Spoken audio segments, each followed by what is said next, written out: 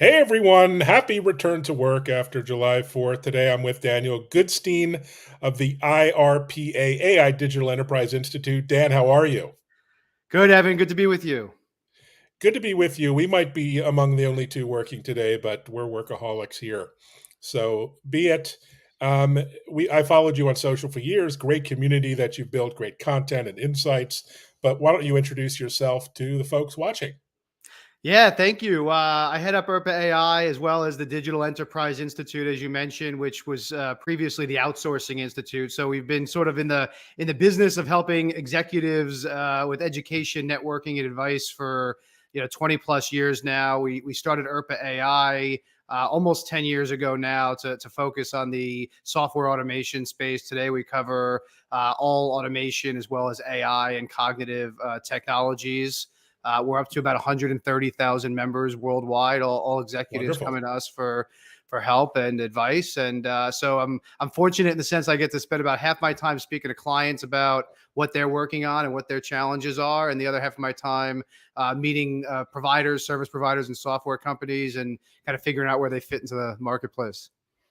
Wonderful. And this is an independent community, unlike many of these great communities. It's not backed by a vendor or what have you, which is refreshing to see. So, when you started 10 years ago, what was the big idea at the time? It was a rather different outlook then. Seems like a lifetime ago, 10 years. What was the big idea at the time? Yeah, well, we had a bunch of friends of the Outsourcing Institute then kind of come to us through a lot of the relationships with enterprises that we had, and they started talking about robots, and we originally thought, hey, we're talking about manufacturing or factory workers, and they're like, no, no, no, software robots, right? And so we went out and figured out there were a couple companies in the space doing this. And initially thought, hey, this is the next wave of outsourcing, right? Cost cutting, efficiency. And what we realized is it was much bigger than that. It was really a way for organizations to potentially transform the way that they do things. Realistically, it was more about kind of getting legacy systems to be kind of digital-ish. But we realized very early on that it was going to become an industry in into itself, and we thought it deserved its own association and set of resources and events and things. So we launched ERPA as a sister organization to the Outsourcing Institute, and had the first ever, at least industry neutral conference on RPA back in 2013. That's fantastic. Uh, and describe a little bit about the community because you have your own portal. I was kind of browsing it. Great participation and engagement, which is always key for building a community, and a lot of education. I mean, that's a lot. What else do you hope to achieve with what you've built, and how do you see that kind of evolving over time?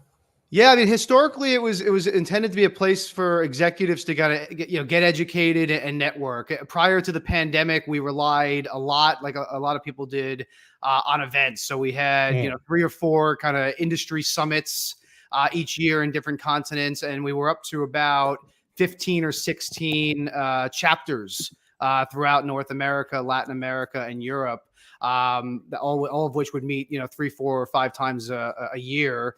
After COVID, we decided we didn't want to wait for events to come back, and even when they did, we didn't want to rely exclusively on physical in-person events to enable our community to connect with each other. So we launched this community platform, which today, like you say, has a lot of content and resources on it. Our next phase will be to plug members into sort of smaller executive groups based on their industry or their areas of mm. focus, so that they can really collaborate with their peers and learn from some of the top thought leaders in the industry. Wow, what a great opportunity! And of course, the industry has changed so much. We even have our own buzzword, RPA, robotic process automation, that was coined some many years ago. But the automation and is much more than RPA now. It seems when you add intelligence and AI into the mix. Where are we going? What is the shift beyond just RPA of a number of years ago? It's someplace else. Yeah, I think RPA, as I alluded to before, was a way for a lot of these enterprises to kind of band-aid a bunch of legacy systems Mm, together. And so at a time where people were preaching about the Uberization of the enterprise. The reality was most of these companies weren't ready or didn't want to really digitally transform. And so, RPA was kind of that bridge to say, hey, how do I fix some of this? How do I create some efficiencies? Yes. How do I eliminate some costs, and really pull together all these different systems that don't talk to each other. So it kind of spread like wildfire. The problem is most organizations did not get the ROI or the level of scale that they thought they were going to get with it, right? Because you automate a broken or inefficient process, and you just get an automated broken or inefficient process. So, what I'm excited about, and I was excited about this, a year ago, 2 years ago, 3 years ago. Now everyone's excited about it because of Chat GPT and some of this generative AI stuff that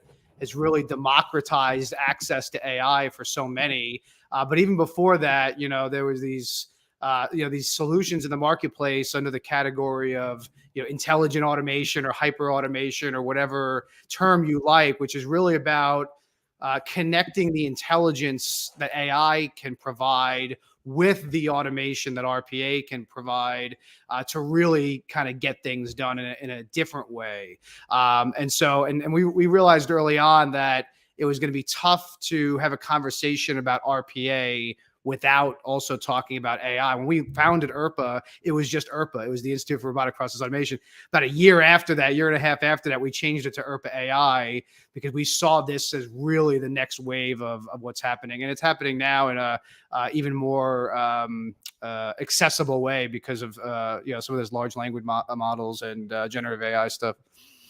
No, it's one of the most exciting times in my adult lifetime since I can remember maybe my first smartphone or getting on the internet as a kid. I mean, it's really that kind of level of excitement.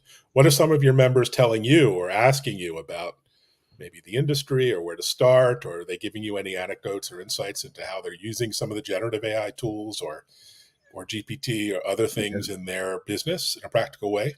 Yeah, so I think everyone's trying to figure it out. Hmm. The providers, many of the providers were already ahead of the game as far as leveraging some of this AI. There's some really interesting advancements around document processing and Hmm. understanding, IDP, advanced analytics, conversational AI, and kind of demand planning, forecasting, those types of things.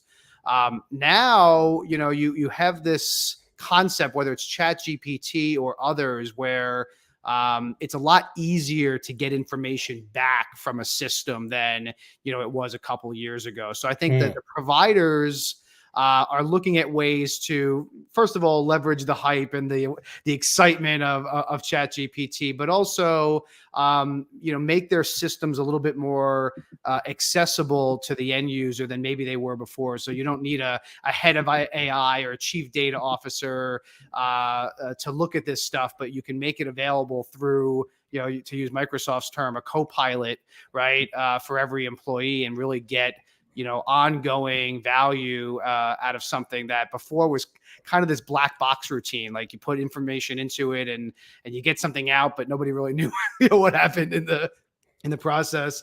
And on the client side, there's definitely interest, always more hesitation, especially in the highly regulated industries. Healthcare and financial services are looking at this saying, it looks great, but the version of Chat GPT that's available now is scary and a regulator nightmare, right? And so they're trying to figure out how they get the benefits out of it without completely opening up the house, right? Yeah, no, it's interesting. I mean, you have clients across many different industries and verticals. You mentioned regulated industries, banking and finance and healthcare. Do your members coalesce about one of the other industries, and which are those? What's funny is we're kind of industry agnostic, starting in Mhm. outsourcing and then being in automation. It really applies to any industry that is, has the economy of scale and the volume to benefit from automating and enough data to benefit from AI. There's always early adopters, financial services, banks, investment banks, insurance companies, healthcare companies are kind of top of that list as far as, early adopters for a lot of this stuff, high transaction businesses, for sure. But, interestingly enough, half of my conversations are, bankers to bankers sharing what they've done and, trying to help each other out. But the other half of my conversations, which I think are sometimes more interesting, is where we have these kind of committees, and somebody from British Telecom is telling the guy from British Tobacco how they're doing things, right? How do you pull some insights from people that are, doing things with different industries, a use case that you haven't thought of? And I think some of the more innovative things are coming from those types of conversations. No, I love that. I love cross industry collaboration and discussion. Um, what are some of the what's your tech stack like? I mean, you must be experimenting with dozens, hundreds of these tools as I am. What do you tell people where to start? There's so many tools springing out of the woodwork, and many companies are banning most of these tools. They're viewed as potentially breaches, data privacy, data protection breaches, and so it's a pretty chaotic space for the enterprise. I mean, it's for consumers and for content creators and your cousin. I mean, it's wonderful. It's so exciting, but enterprises need a kind of different approach, right? Yeah, for individuals, I tell them, get under the hood, play with this thing. For all the concerns about jobs going away, there's huge job openings across the tech space. There will be more. The issue is that there's just a mismatch between the jobs that are leaving and the jobs that are needed, right? So what I tell individuals is, you educate yourself in this, be indispensable, learn the different use cases, so that you could be marketable to your company, or if you're a contractor, to your customers. So that's the first thing. As far as enterprises go, they've got to figure out how to do this, or they'll lose to the ones that do, right? I mean, on the service provider side, you might not have to worry about the big competitor, but you're going to have to be concerned of the death by 1,000 cuts, a bunch of guys in a garage using, chat GPT, to kind of eat your lunch, right? So I think where, if you're a provider, you've got to figure out how to marry that with your domain expertise. One of our clients, one of our members is in the customer service business. They've got a significant amount of customer service contact center data that they can leverage to learn and teach and help their customers how to do this the right way. And if you're an end client, my advice has always been this, since the days of outsourcing, but my advice is outsource it, right? If you're not a technology company, don't try to be a technology company. Let these guys figure out, the best in class tech stack. I think the best tech stack is the tech stack that you don't have to manage. Right? Let somebody else manage it, hold them accountable for the outcomes. And there are organizations that we're tracking that, are doing outcome-based models, doing performance-based pricing, who, have built these things for particular processes, particular niches, particular industries, and they're experts, and they're way ahead of the corresponding client center of excellence that's out there. Yeah, it's really interesting. There was an article in the Wall Street Journal today how a lot of big enterprise clients are kind of demanding a move of the big, cloud vendors from utility-based pricing to outcome-based pricing. They don't want to pay for servers and bits and bytes. They want to pay for outcomes, which is typically what you see maybe with SaaS or other applications in the enterprise. So I think some of these guys in the cloud side of things might be pressured to kind of change or adapt to this tough new landscape where everyone looks at bottom lines. But yeah, I mean, we're seeing companies do automation as a service, AI as a service, right? Let them figure out the tech stack and focus on your core business, right? Back to the old selling point of outsourcing. Yeah, I love you mentioned CX. I was at Customer Contact Week (CCW) in Las Vegas a couple weeks ago, which feels like a couple years ago, is the big industry event for contact center and CX professionals. And there might have well have been the AI show, because that was generative AI. And the applications weren't what you thought. It's not about ChatGPT at all, but rather using the technology for things like helping agents in the contact center with training and meeting summarization and all kinds of tools to empower the customers and the service people to to get in sync and to be more efficient and effective at their jobs. I mean, you must be seeing that as well. That's a low hanging fruit for for call centers for sure. Yeah, and the smart ones have been doing it. Of course, there's a lot of organizations out there that are still way too people centric. Hmm. They're just throwing bodies at things and still trying to price on a labor arbitrage and an FTE standpoint. But that's going to be harder and harder to do. When you look at the percentages of an agent's time that can be automated or augmented by, like you say, AI for customer interaction, but also AI for next best action, for Hmm. analytics. I mean, there's some tools out there Training is a now, huge one. Yeah. training and management. There's some tools out there right now that are able to identify in real time which agent conversations are going well and which ones are not, and why they're going well, and prompt other agents to do more of what the agent that was successful is doing, and figure out what your top 1% of the contact center agents are. But at some point, if you can figure out exactly what the right agent does, do you need all of those agents, right? There's a lot of self-service tools out there.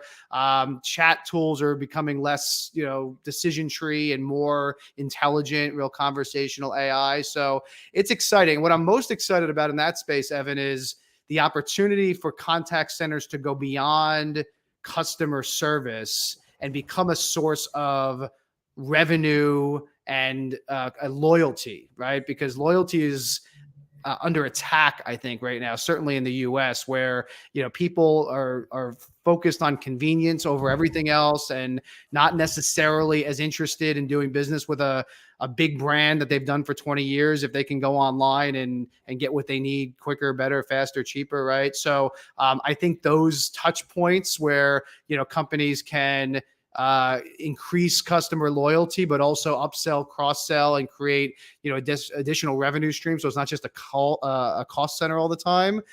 Is very interesting. Yeah, well said.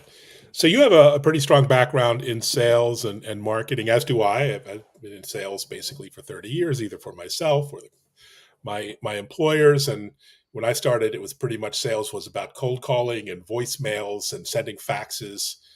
Thank God that's changed. What is the new world of sales and marketing to a practitioner like yourself? What does it look like, and how is a new person who's just entering the sales game, the biz dev game today? What are they facing out there?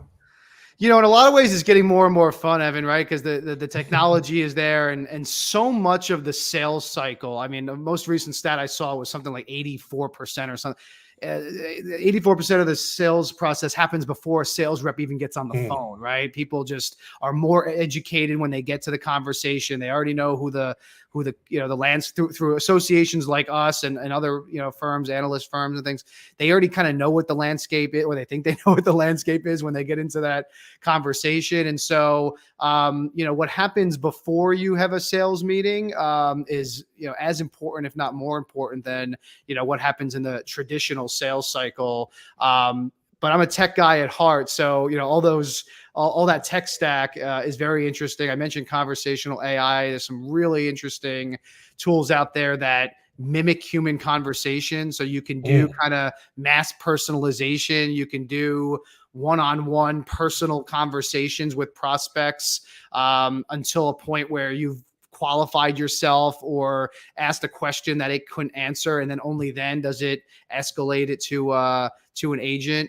So those are all the good things. The challenge is, because of all this AI and tech advancement, the tech stack is becoming more complicated, right? There's more and more players out there, more and more disruptors out there. So figuring out what's the right combination of tools to use when 10 years ago, maybe there was 5, like Salesforce and one other thing. Now there's a million, right? I mean, if you look at these charts that people publish of logos, you can't even read the logos anymore. There's so many, so many pushed onto that chart. So my advice here, no surprise, is again to outsource it to a company that focuses on this, that lives and breathes the stack every day, who does more volume than you'll ever do on your own. This is partially self-serving. We started a B2B sales agency because of this. We saw so much of a need, especially post-pandemic, within the association's membership for outbound sales, that we do a lot of matchmaking between buyers and sellers within our network, but we also do a lot of cold outbound programs for organizations who want to outsource all or part of their sales department, and get kind of better scale and better success from someone who's just doing hundreds and hundreds of sales interactions a day. Yeah, brave new world. And there are many SaaS companies who pride themselves on not having dedicated, traditional outbound salespeople. And Atlassian, I can think of a few others. And it's all inbound. It's all based on content and this thing, creating great, compelling content with drives awareness and top of funnel. But who knows? You don't think the days of salespeople are numbered? You think this is it's just changing. We'll always need salespeople. Yeah, I think like all these industries, I think you're going to need the top 10%. I don't think it's going away. I just think it's going to become more quality versus quantity. I think whether it's sales or customer service, I think you're not going to need the bottom part of that pyramid. The people that aren't good at their jobs or hate their jobs. You won't need all of them. I don't know if it's going to be 70%. And hopefully our salesmen, we can do without them, right? I mean, that's one thing I would welcome. Goodbye, but yeah. Well, and it's funny you say that, because the conversational sales AI that I mentioned before, that's where they started. They started in the car industry because they wanted to eliminate at least that front end. I guess obnoxious factor, if I could say that. Sorry to all the car people on the call, but to the extent that it created such a great rapport with the prospects that, and I knew a guy who owned a car dealership and was using it.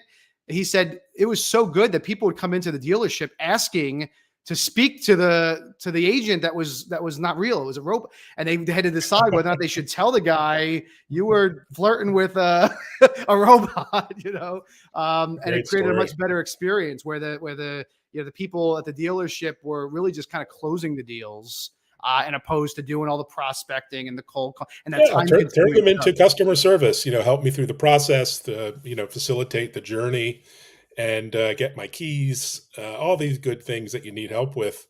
And I'd be very happy. Even the cold calling that we do, it's all value based. It's all about, it's not the typical, like, let me bait and switch you into a meeting. It's again, quality over quantity. And, how do we provide value? Our team is doing things where, even if you don't have any interest, you're going to get value out of the conversation, because they're going to bring in a subject matter expert who's going to, help you and give you some advice. And then if you want to move forward and get more help, great. If you don't, you still got value out of the interaction. I think that's what's kind of worked for us. Salespeople as educators. I've always been a fan of that. So what's next for you over the next weeks, couple of months? I assume you're not like taking a 6 weeks vacation and like the Europeans are doing. You're going to be, as I said to somebody the other day, we launched all this stuff like 3 months after the pandemic started. I tell people I could have done what all my friends were doing and just catch up on my Netflix, but it's just not me. So no, I'll be working, but we're talking about a couple different things. We're doing more coaching, more training. We feel that there's a need in the marketplace, or at least in the automation and AI space, digital transformation space, for something a little bit more kind of hand holding than self-educate, but not quite full on management consulting. And so, we're providing a lot of coaching, a lot of matchmaking, a lot of training programs.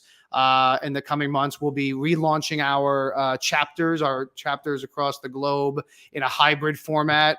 So some in person and some fueled through the community platform that you mentioned. So yeah, it'll be busy, but fun. Well, if you need a Boston chapter, you can buy me lunch anytime. So feel free to have your inaugural Boston That sounds chapter good. I was watching your around. fireworks on the TV yesterday. It looked like a good show. Maybe. Side note: we went out to see the fireworks locally. I'm on the North Shore, kind of outside Boston.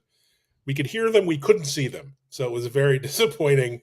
But there's always next year. Thanks so much, Dan. Thanks for joining. Appreciate your time, and thanks to the viewers for watching. Please share, like, comment, all the good things. My pleasure, Evan. Take care. Take care. Bye bye.